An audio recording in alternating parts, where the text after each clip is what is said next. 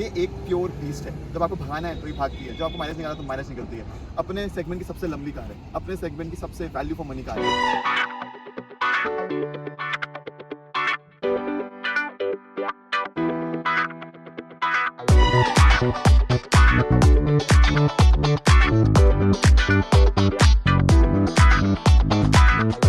After researching for 1.5 years, finally got my new car.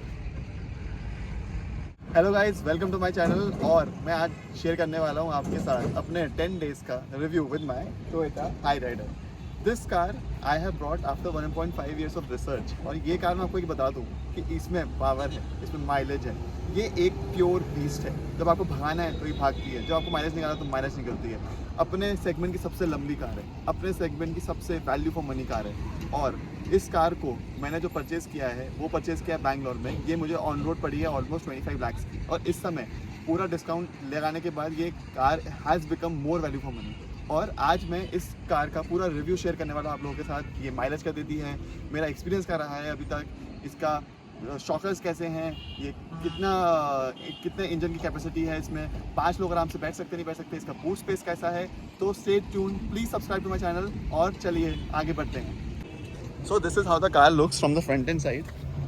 यहाँ पे आपको LED DRLs मिल जाते हैं जो कि कनेक्टेड नहीं है, बट इसका लुक रात को बहुत प्यारा लगता है। उसका भी मैं आपको वीडियो डाल दूंगा कि रात को ये कैसा दिखता है। यहाँ पे आपको high beam lamp, low beam lamp दोनों मिल जाते हैं। और इसका पोजीशनिंग जो है नीचे की साइड होने की वजह से आपको जो थ्रो मिलता है और जो वाइट स्प्रेड मिलता है रोड पे रात को, ऐसे रास्तों पे जहाँ पे लाइट बहुत कम होती है, वहाँ पे भी ये बहुत अच्छा परफॉर्म किया है। तो मैं उसको खुद से टेस्ट किया हूँ और मुझे बहुत अच्छा रिजल्ट मिला है। तो साइड में आप देखिए टायर साइज इज़ 215 17 इंच। और इसमें अपोलो के टायर दिए गए हैं। हर कार के साथ डिफरेंट टायर आते हैं, C8 MRF अपोलो। मेरे को इसमें अपोलो के मिले हैं। It is performing really well. Shockers भी जो इसके यहाँ पे हैं वो बहुत अच्छा शॉक अब्जॉर्ब कर रहे हैं अभी, और बिल्कुल गड्ढे फील नहीं होते हैं। साइड में आपको डोर पैसिव एंट्री मिल जाती है। यहाँ से आप जो को ड्राइवर है वो भी आपका यहाँ से अनलॉक कर सकता है डोर को।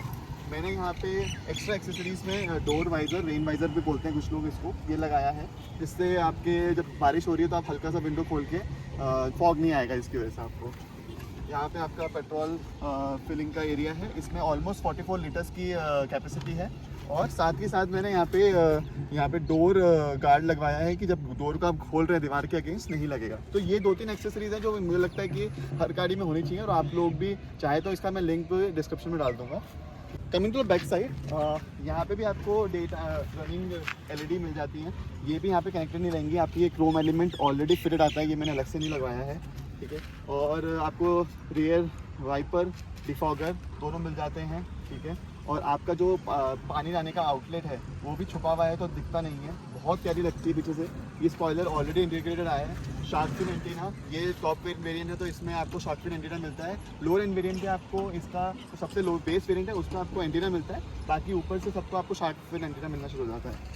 तो चलिए एक बार बूट स्पेस दिखा देता हूँ मैं आपको। तो एक ये चीज़ थी, जब मैं रिव्यूज़ देख रहा था इस गाड़ी के, तो बहुत लोगों ने क्योंकि ये टोटली हाइब्रिड कार है, तो आपको थोड़ा सा यहाँ पे ये जो पार्ट है यहाँ पे बैटरी लगी होती है, तो इतना पार्ट आपका स्पेस ऑलमोस्ट 100 लीटर से कम हो जाता है। तो उसकी नेचुरली नॉर्मल स्मार्ट हाइब्रिड वाले वेरिएंट आता है उसमें, इसमें ये थोड़ा सा 100 लीटर से कम हो जाता है। But still I feel this is sufficient enough. अगर आप ये पार्सल ट्रे निकाल देंगे तो ऊपर तक आपकी स्पेस आ जाएगी और आप आराम से यहाँ पे बढ़िया से आपके 2 अच्छे बैग और 2 छोटे बैग आराम से आप फिट आ सकते हो। तो 4 लोगों की 5 लोगों की फैमिली जा रही है, जितनी इसकी कैपेसिटी है गाड़ी की बिठाने की, उनका सामान आराम से 4-5 दिन के लिए आराम से जाया जा सकता है। बट ये एक आपको थोड़ा सा इस हाइब्रिड में इससे आप लेना पड़ेगा। यहाँ पे अगर आप आ जाएंगे तो आपको यहाँ पे बूट लैम्प भी मिल जाएगा। और यहीं पर आपका 12 वॉट का सॉकेट है, जिससे आप अपना इन्फ्लेटर या टायर इन्फ्लेटर लगा के चार्ज करके अपने टायर में हवा भर सकते हैं। ये बात करते हैं इंटीरियर की और शुरुआत करते हैं बैक सीट से। तो इसका डोर मैं आपको खोल के दिखा देता हूँ। ये ऑलमोस्ट आपका 90 डिग्री खुलता है। तो आपका इंग्रेस एंड एग्रेस बहुत इजी हो जाएगा। इवन आपके घर में अगर बुजुर्ग लोग भी हैं, बच्चे भी हैं, तो वो आराम से चढ़ सकते हैं, उतर सकते हैं। तो मैं एक बार आपको दिखा देता हूँ यहाँ बैठ के। और मेरी हाइट इज़ 5'10", और ये जो सीट है ये काफ़ी पीछे तक आ रखी है, क्योंकि को ड्राइवर ने मेरे काफ़ी पीछे उसको आते थे काफ़ी स्पेस लेके बैठने की, तो यहाँ पे मैं बैठा हूँ और यहाँ पे आपको दिख रहा होगा नी रूम बहुत अच्छा है, अंडर थाई सपोर्ट भी बहुत अच्छा रखा है। और ये जो हेड रूम है मेरे लिए सफिशिएंट है, अगर कोई 6 फीट का इंसान बैठेगा उसके लिए थोड़ा सा कंजस्टेड हो सकता है, बट मेरे को ये सही लग रहा है क्योंकि ये इसलिए भी कम है क्योंकि यहाँ पे सनरूफ का प्रोविजन दिया गया है, उसकी वजह से ये हेड रूम कम जाता है। अगर आप नॉन सनरूफ वाली गाड़ी लेंगे तो आपका 6 फीट के लिए भी इंसान आराम से बैठ सकता है। इसमें आपको डबल रिक्लाइन ऑप्शन मिल जाता है, ये अभी पूरी रिक्लाइन है, एक आपका आगे ऐसे ये होता है, फिर एक ये और ये 3 स्टेप रिक्लाइन में से मिल जाता है। अभी मैंने पूरा रिक्लाइन कर रखा है और आराम से मैं हेडरेस्ट देके, और 3 आपको यहाँ पे मिडिल पैसेंजर के लिए भी हेडरेस्ट दिया गया है, तो जो मिडिल पैसेंजर है वो भी आराम से अपना हेड रख के जा सकते हैं। और this is I feel every car should give, because ये वाला जो थर्ड वाला होता है, जो कि थर्ड पर्सन में बैठता है, उसके लिए भी एक सेफ्टी वाइज भी ये बहुत अच्छा होता है। तो ये थर्ड आर्मरेस्ट, थर्ड हेडरेस्ट यहाँ पे दिया गया है, तो ये एक अच्छी बात है।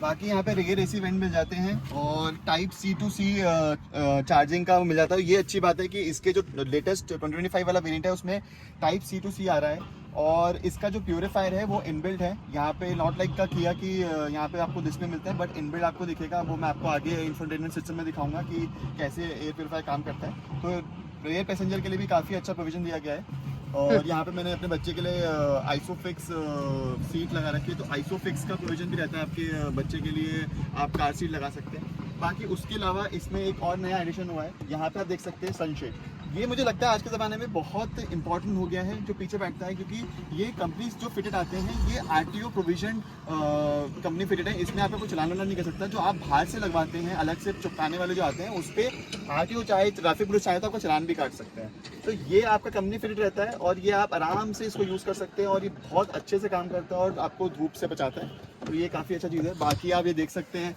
बड़ा सा पैनोरामिक सनरूफ, यहाँ पे आपको 2 लाइट्स मिल जाती हैं, एक इस साइड है और एक इस साइड है। बाकी आपको ये हैंडल मिल जाता है, ग्रैब हैंडल पकड़ने के लिए, जो भी काफ़ी स्टडी है। तो ये तो हो गया पीछे का, चलिए आगे चलते हैं। तो अभी मैं आगे आ गया हूँ। यहाँ पे आप देखेंगे सबसे पहले बात, सबसे अच्छी चीज़, ये जो पूरा आपको दिया गया ना, ये सॉफ्ट टच है एक तो, और ये है लेदरेट पूरा। और यहाँ पे आपको ऑलमोस्ट 10.2 इंच का इंफोटेनमेंट सिस्टम मिलता है। ये स्टीयरिंग व्हील में आपको एक बार आगे करके दिखा देता हूँ, और ये गाड़ी स्टार्ट हो चुकी है, बिल्कुल आवाज़ नहीं है इस गाड़ी में, जो कि स्टार्ट होती है आपके EV मोड में स्टार्ट होती है, ठीक है। ये है इसका स्टीयरिंग व्हील, टोयोटा लिखा हुआ है, आप बीच में प्रेस करके हॉर्न बजता है यहाँ से, ठीक है। इसका हॉर्न भी इतना मधुर लगता है ना, इतना प्यारा हॉर्न है इसका, ठीक है। यहाँ पे आपको 1 touch start and stop button मिल रहा है। यहाँ पे आपको पूरा विंडोज़ के कंट्रोल मिल जाते हैं। आप इसको, सबसे अच्छी एक बात मुझे इसमें लगी कि आप जब ये लॉक करते हैं ना, तो ये सामने वाली विंडो को भी लॉक कर देता है, जो मेरे बच्चे के हिसाब से बहुत सही है, क्योंकि वो सामने में अगर बैठता है तो पूरी विंडो ऊपर नीचे करता रहता है। तो ये काफ़ी एक अच्छी चीज़ मिली है। यहाँ से आप अपने ORVMs को एडजस्ट कर सकते हैं, लेफ्ट एंड राइट को इधर से ही ऑटो एडजस्ट कर सकते हैं। ये अनलॉक का बटन है, ये 1 टच अप और 1 टच डाउन का है, और बाकी जो तीनों विंडो है वो भी पावर कंट्रोल है। ये पूरा आपको इधर भी लेदरेट मिलता है, काफ़ी सॉफ्ट टच है, तो लेदरेट मटेरियल मिलता है इधर, ठीक है। ये जो डोर हैंडल है ये क्रोम इंसर्टेड ड्रोम है, और काफ़ी अच्छे हाई क्वालिटी के हैं। बिल्कुल भी कहीं पर भी मुझे ऐसा कहीं पर पैनल गैप नहीं लगा है, जो बाकी कार्स में मेरे को दिखा है, फील होता है कि पैनल गैप्स होते हैं, तो इसमें मुझे वो अभी तक तो फील नहीं हुआ है। यहाँ पे आपको मिल जाता है वायरलेस चार्जर, ये वायरलेस चार्जिंग आप कर सकते हैं। 12 वॉट का यहाँ पे भी एक आगे सॉकेट दिया गया है, और आपको एक नॉर्मल USB चार्जिंग पोर्ट भी मिल जाता है। ये AC कंट्रोल्स हैं, इसमें ऑटो AC क्लाइमेट कंट्रोल भी आता है। उसके अलावा rear and front defogger, both side defogger is there. Then जैसे मैंने बताया कि इंफोटेनमेंट सिस्टम है, तो यहाँ पे आप देखेंगे ये सबसे अच्छी चीज़ मुझे लगती है, ये जो बैटरी का जो फ्लो आता है, ये बताता है कि आपकी अभी जो गाड़ी चल रही है वो बैटरी से चल रही है। अगर इस तरफ फ्लो है तो बैटरी से चल रही है, इस तरफ फ्लो है तो आपके इंजन से चल रही है, तो वो एक अच्छी चीज़ यहाँ पे है। बाकी उसके अलावा एंड्रॉयड ऑटो, कारप्ले और वायरलेस है, दोनों चीज़ें आप आराम से यूज़ कर सकते हो। मैं चलाता आ रहा हूँ अभी तक, कभी कहीं भी मुझे कुछ लैग नहीं लगा, स्क्रीन में भी कुछ ऐसा कुछ लैग नहीं लग रहा है, बहुत स्मूथ स्क्रीन है, आराम से आप इसको एक्सेस कर सकते हैं। वेरी बेसिक फंक्शंस, तो ऐसा कुछ नहीं है कि बहुत हाई फाई होकर आपको बहुत कंफ्यूज होना पड़ेगा, आराम से स्क्रीन को आप कोई भी इसको आराम से एक्सेस कर सकता है। यहाँ पे आपको मिल जाता है आर्मरेस्ट, जो स्लाइडेबल भी है, जो कि मेरे लिए काफ़ी सही है, क्योंकि मेरे को थोड़ा आगे अपराइट पोजीशन में बैठने की आदत है, तो मुझे यहाँ पे स्लाइड करके ही इसमें हाथ रखने की आदत है। ये खुल जाता है, इसमें थोड़ा सा आपको अंदर स्पेस मिलती है सकते हैं। उसके अलावा सबसे अच्छी बात, यहाँ पे आपको वेंटिलेशन सीट मिल जाती है on the both driver and को ड्राइवर साइड। और जो आप यहाँ पे देख रहे हैं ना ड्राइव मोड्स, आपको 3 ड्राइव मोड्स मिलते हैं। एक आपका इको हो गया, एक नॉर्मल हो गया और एक हो पावर मोड। पावर मोड में ऐसा होता है कि आपका ईवी में जाएगी नहीं गाड़ी, तो आपका पूरा पेट्रोल इंजन में चलेगी गाड़ी, तो आप उस समय भगा भी सकते हैं। जो मैंने स्टार्टिंग में आपको बताया कि आप पावर भी निकाल सकते हैं गाड़ी से, आपको जब माइलेज निकालना है माइलेज भी निकाल सकते हैं, जो कि मैं आपके साथ अभी शेयर करने वाला हूँ कि वो क्या है माइलेज, जो मैंने अभी तक 10 दिन में पूरा माइलेज निकाला, जो मेरी अभी TFT शो कर रही है। देखिए अभी इसमें 20.4 का माइलेज आ रहा है और अभी इसकी पहली सर्विस भी नहीं हुई है, और ये ऑलमोस्ट अभी मुझे दिखा रही है 196 की रेंज और चल जाएगी। और ये इतना माइलेज, ऐसा नहीं है कि मैंने सिर्फ सिटी में चलाया है, इसको हाईवे पे भी चला के देखा है, इसको सिटी में चलाया है। अराउंड मैं इसको चला चुका हूँ मोर देन 150 किलोमीटर्स, और उसके बाद का ये माइलेज है जिसमें मैंने भगा के भी देखा, क्योंकि नई गाड़ी आती है आपको भगाने का थोड़ा तो मन करता ही है। इसको पावर मोड में चलाया है, इसको नॉर्मल मोड में चलाया है, अभी तक इको मोड में चलाया ही नहीं है। अगर मैं इसको इको मोड में चलाऊंगा तो और भी ज्यादा हम इस माइलेज निकाल सकते हैं, जो कि मैं जब टोयोटा का शोरूम गया था वहां पे मैंने देखा भी था कि पैम्पलेट पे लोगों ने 45 तक 47 तक का माइलेज निकाल रखा है। आप चाहो तो आप अराउंड मोर देन 40, जो आपका मतलब एक नॉर्मल स्कूटर या बाइक भी नहीं देगी, वो भी आप इससे निकल करवा सकते हो। तो ऑल इन ऑल ये गाड़ी जैसा आप चाहो इसको वैसे चला सकते हो।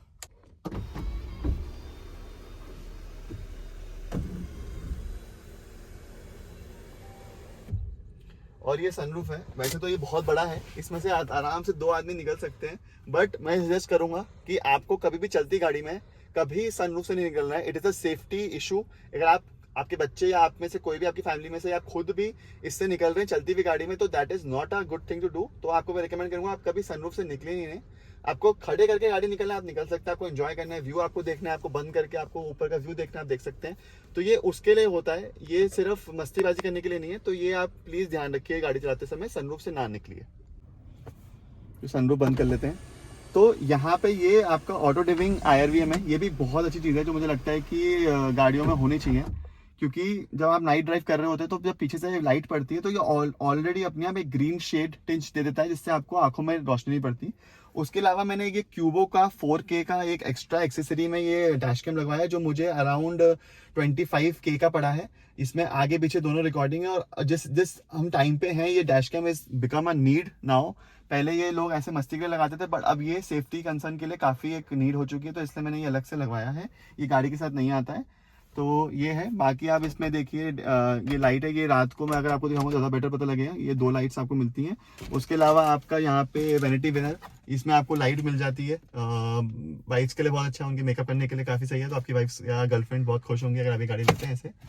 बाकी इसके अलावा यहाँ पे भी आपको लाइट दी गई है, जो मुझे लगता है कि ज़्यादा नेसेसरी नहीं है, बट ठीक है, मोर द बेटर। चलिए एक बार आपको इसका म्यूजिक सुना देता हूँ, कैसा लगता है।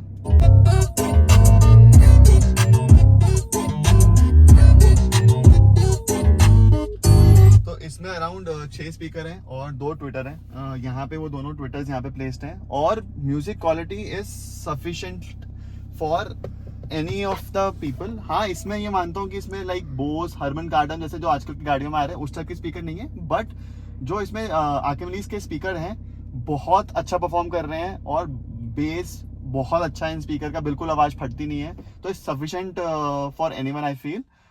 तो वो एक पार्ट है। बाकी ये सब तो मैंने आपको बता दिया कि जो इसकी अच्छाइयाँ हैं। अगर मैं इसकी कुछ बुराइयों की बात करूं, जो मुझे अभी 10 दिन में थोड़ी सी लगी है, एज सच तो कुछ नहीं लगा अभी तक, बट थोड़ा बहुत जो हो सकता था कि आजकल की गाड़ियों में जैसे ये आपका मैनुअल हैंड ब्रेक दे रखा है, ये डिजिटल हो सकता था। ये आपका जो आजकल की गाड़ियों में आता है कि 1 टच इलेक्ट्रिकल हैंड ब्रेक्स आते हैं, तो वो एक पार्ट हो सकता था। बाकी थोड़ा सा मुझे फील हुआ है, जो पिछली गाड़ी से मुझे हल्का सा फील हुआ है अपनी, जो मेरी पिछली गाड़ी थी निसान मैग्नाइट, एसी का ना थोड़ा सा मुझे भी लैगी लग रहा है। शायद वो फर्स्ट सर्विस के बाद इंप्रूव हो जाएगा। थोड़ा सा जो कूलिंग है वो as compare to Nissan Magnite जो मेरी पिछली गाड़ी थी उससे मुझे थोड़ा कम लगता है।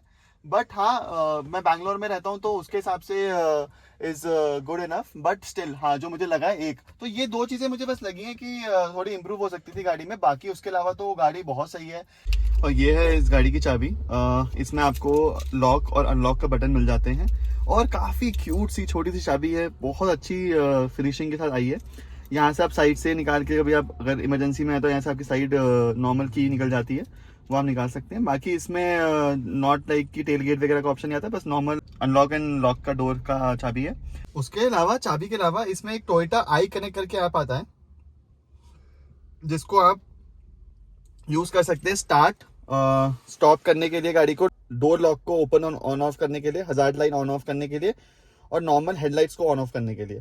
तो ये एक ऐप है जो मैंने ट्राई किया, काफ़ी सही है, जल्दी काम करता है, बहुत अच्छे से कनेक्ट होता है। तो स्टार्ट स्टॉप, डोर अनलॉक और हजार्ड लाइट और लाइट ऑफ। तो ये फीचर आपका उस समय काम आएगा जैसे आपकी गाड़ी बहुत ज़्यादा धूप में खड़ी है, कुछ कर रही है, तो आपको स्टार्ट करके अपना एसी ऑन करना है, तो आप इस ऐप के थ्रू अपनी गाड़ी को स्टार्ट करके एसी को ऑन करके रख सकते हैं। तो उससे आपकी गाड़ी थोड़ी ठंडी हो जाएगी। आप अपने विंडोज़ को भी डाउन कर सकते हैं इस ऐप के थ्रू ही। तो ये एक अच्छा यूजफुल फीचर हो सकता है तब के टाइम पे। So guys, this was all about my honest review after riding this car for 10 days. मैं आगे भी इस पे और एक वीडियो बनाऊंगा। अगर इस वीडियो पे आपका प्यार मिलता है और मुझे इस वीडियो पे काफ़ी अगर लाइक्स मिलते हैं और लोग इस नए चैनल को सब्सक्राइब करते हैं, तो मैं आगे भी ऐसी वीडियोस आपके लिए लेता आऊँगा। ये मैंने कार बहुत दिन बाद ली है, काफ़ी रिसर्च के बाद, बट ऐसा नहीं है कि मेरा कार का पैशन खत्म हो गया है। तो मैं अभी भी नई नई कार को टेस्ट ड्राइव करने जाऊँगा और उनका भी मैं ऐसे रिव्यू आपके सामने लेके आऊँगा। तो please guys support the channel, subscribe करिए, लाइक करिए, कमेंट करिए, शेयर करिए अपने ग्रुप्स में, और इस चैनल को अपना प्यार दीजिए। तो मिलते हैं इन द नेक्स्ट वीडियो। सी या, टेक केयर, बाय बाय।